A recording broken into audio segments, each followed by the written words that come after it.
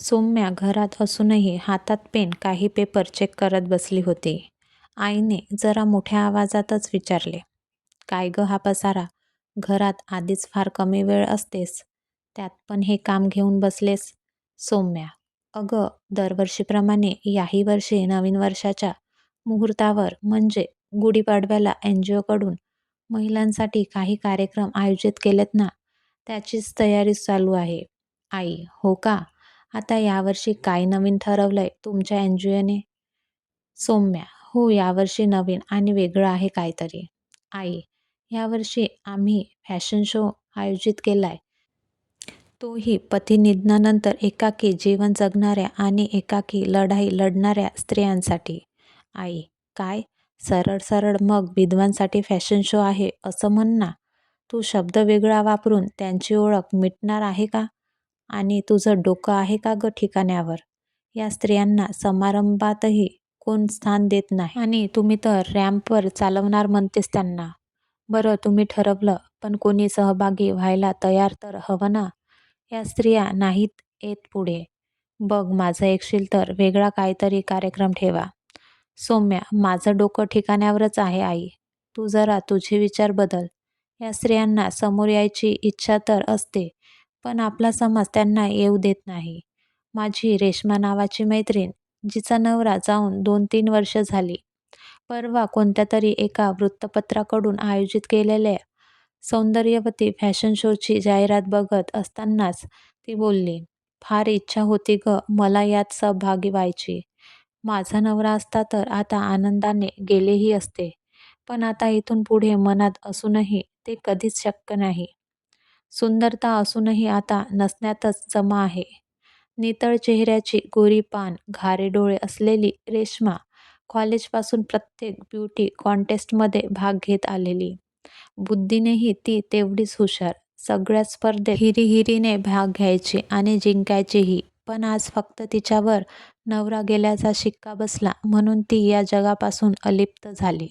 साधं कोणत्या चांगल्या दिवशी किंवा सणाला नटावंसं वाटलं, आरशात जरी पाहावंसं वाटलं तरी पाप करतोय की काय असं तिला वाटतं. तिच्यासारख्या उभं आयुष्य पुढं असलेल्या प्रत्येक स्त्रीला वाटतं का? तर या समाजाने चालवत आलेल्या बुरसटलेल्या परंपरांमुळेच रेश्माच्या डोळ्यातलं पाणी पाहिलं आणि ठरवलं, यावर्षी या स्त्रियांच्या चेहऱ्यावर मी हसू आणणार. त्यांच्यातलं सौंदर्य त्यांच्यासोबतच जगासमोरही आणणार. तुझी इच्छा झाली तर तू येऊ शकतेस कार्यक्रमाला." सौम्या आणि आईचं बोलणं तिची आजी आतूनच ऐकत असते. काही वेळाने तीही बाहेर येऊन म्हणते, "सौम्या, कुणी आलं नाही तरी मी नक्की येईन आणि मी सहभागी पण होईन. घे माझं पहिलं नाव लिहून." 60 वर्षाच्या आजीच्या तोंडून हे उद्गार ऐकून सौम्याचा आत्मविश्वास वाढला. सौम्याने आजीचं नाव लिहून घेतलं आणि तिचा आशीर्वाद घेऊन जोमाने तयारीला लागली. सौम्या आणि तिच्या सहकाऱ्यांना जरा धास्ती होती की या कार्यक्रमात सहभागी होण्यासाठी या स्त्रिया खरंच तयार होतील का? त्यांच्याभोवती नियमांचं, रूढीचं, अंधश्रद्धांचं, परंपरेचं एक कुंपण समाजाने बांधून ठेवलंय. ते कुंपण तोडून त्या बाहेर पडतील का? पण फॅशन शोमध्ये सहभागी होण्यासाठी 50च्या वर जेव्हा नावे आली तेव्हा सौम्याला खूपच आनंद झाला. या स्त्रिया मनातला आवाज ऐकून हळूहळू कुंपण तोडून पाहतायत याचीच ती प्रचिती होती. सौम्याने सहभागींची संख्या पाहता कार्यक्रम एका दिवसाचा न ठेवता 2 दिवसांचा केला. कोणालाच तिला नाराज करायचं नव्हतं. छान रोषणाई, हसरे चेहरे, रंगीबिरंगी वेशभूषा आणि सकारात्मक विचार अशा उत्साहात कार्यक्रम सुरू झाला. महिला सबलीकरण क्षेत्रात कार्य करणाऱ्या मोठ्या दिग्गज मंडळींना परीक्षक म्हणून आमंत्रित केलं गेलं होतं.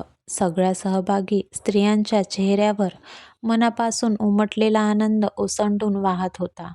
परंपरांचे पाश तोडत या स्त्रिया आत्मविश्वासाने हसत स्टेजवर चालत होत्या, रॅम्प वॉक करत होत्या. जितक्या आत्मविश्वासाने त्यांची वॉक केला, तितक्याच आत्मविश्वासाने आणि कुशाग्र बुद्धीने परीक्षकांनी विचारलेल्या प्रश्नांची उत्तरंही त्यांनी दिली. आज बऱ्याच वर्षांनी त्या पिंजऱ्यातून बाहेर येऊन स्वतःच्या पंखाच्या बळावर उडत आहेत असंच वाटत होतं. तशा सगळ्यांनीच प्रेक्षक आणि परीक्षकांची मनं जिंकली होती. पण नियमाप्रमाणे 3 विजेते नेमले गेले. या विजेत्यांमध्ये रेश्मा आणि सौम्याच्या 60 वर्षाच्या आजीचीही वर्णी लागली. रेश्माचे घारे डोळे आज पुन्हा पाणावले होते. पण आनंदाने. आजपर्यंत आरशात पाहिलं, पण ते कदाचित सगळं ठीकठाक आहे की नाही हे तपासण्यासाठीच.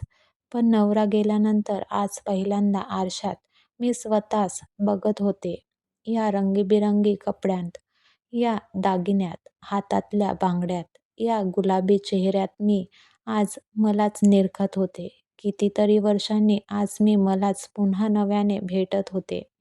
आयुष्याचा जोडीदार गेला याचं दुःख होतंच, पण समाजाने विधवा म्हणून दुर्लक्षित सारखी जी वागणूक द्यायला सुरू केली त्याने मन अजून खचलं.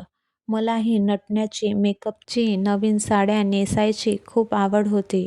सुंदर दिसण्याची आवड होती. पण नवरा गेल्यानंतर ही सौंदर्याची आवड मनातच दाबून टाकावी लागली.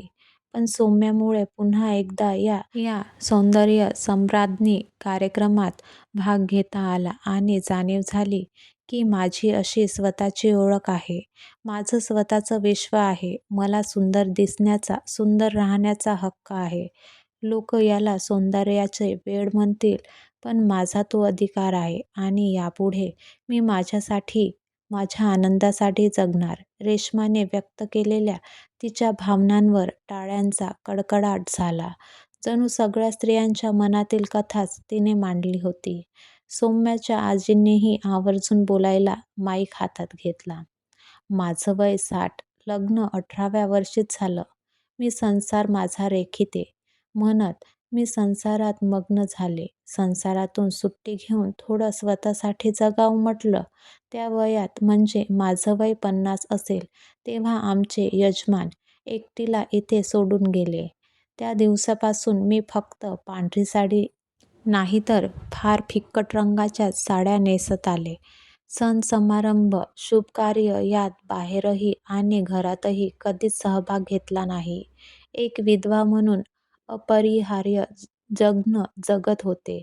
खरं तर हा देह फक्त जिवंत होता. तो जगत तर नव्हताच. खूपदा वाटलं तोडावी ही बंधने आणि जगावं आधीसारखं, स्वतःला आवडत तसंच. पण या बंधनाची दोर इतकी मजबूत आहे की ती तोडायची धडाडी करताच आली नाही कधी. त्या दिवशी सौम्याचा हा अनोखा उपक्रम ऐकला आणि ठरवलं, हीच एक संधी जिथे मनातलं सगळे मळब झटकून नवीन सुरुवात होऊ शकते. आज 10 वर्षांनी मी ही भडक रंगाची पैठणी नेसली. पदरावरचे मोर मनात थुई-थुई नाचू लागले. इतक्या वर्षांनी गळ्यात दागिने चढवले, नाकात नथ सजली, हातात रंगीबेरंगी बांगड्या वाजल्या, पायात पैंजण रुंझुनले, कपाळावर ठसठशीत चंद्रकोर चमकली. मी जिवंत असतानाच मला पुन्हा असं नटायचं होतं. शेवटचा क्षण यायच्या आधीच स्वतःचं सौंदर्य आरशात मनापासून न्याहाळायचं होतं. सौंदर्य हिरव्या पालवीतही असतं आणि पिवळ्या पर्णातही. सौंदर्य पिसारा फुललेल्या मोरात तसं काळ्या दिसणाऱ्या कावळ्यातही. सौंदर्य सुगंध पसरवणाऱ्या चाफ्यात तसं सुवासिक अबोली आणि सदाफुलीतही. सौंदर्य स्वयंपाकघरात अभिमानाने मिरवणाऱ्या स्त्रीमध्ये, तेच देवाजवळ नंदादीप लावणाऱ्या स्त्रीमध्येही. आम्हाला या सौंदर्यापासून दूर ठेवलं जातं.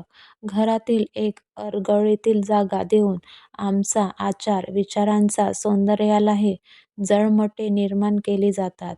न केलेल्या चुकीची शिक्षा भोगत आम्हीही अंतर्बाह्य कुरूप होत जातो.